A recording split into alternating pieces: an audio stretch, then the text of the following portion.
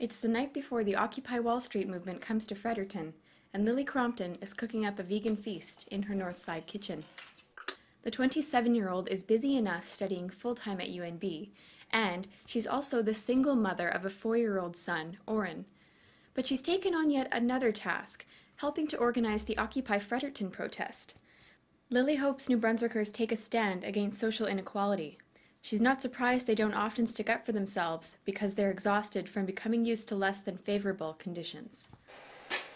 They've had everything taken from them.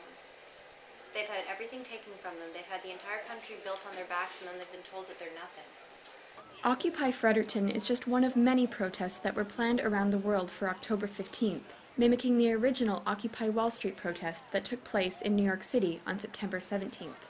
The people united will never be defeated. The people united will never be defeated. It's essentially an anti-poverty movement aiming to raise awareness with phrases like, "We are the 99%. This is in reference to unequal distribution of wealth around the world. Carrie Hurst was one of the protesters. She's been making the long walk across the river to attend meetings for Occupy Fredericton. She was laid off in April. Her social assistance checks are only about $900 a month, and she's a single mother. This year, her 2 kids had to go without school supplies, and the whole family has serious mental conditions that Carrie can't afford the medication for. With us, they took our health cards, and I'm bipolar.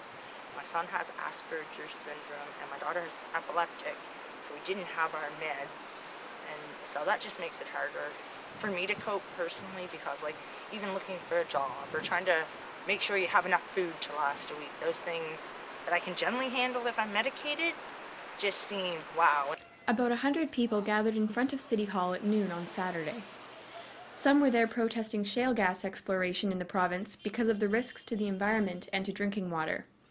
Others tagged along for the experience. Miss de Monteith held her sign on Queen Street with her dreams of a better Canada. She was inspired by the movement in the United States and the economic downturn felt around the world. People lost their homes, people took their lives, and it's unjust and it's not right. And we're here to stand with them. Lily Crompton hopes the protest here in Fredericton sheds light on issues in the province like corporate monopoly over small businesses that could be thriving. We're taking the money out of the province, we're ruining our economy by paying into these large multinationals that are taking all of our money and running away with it. It's broken. We need to fix it.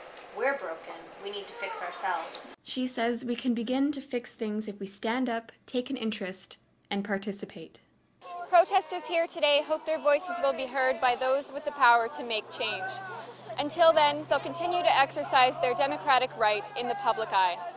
For Stu Journalism, I'm Alex Kress.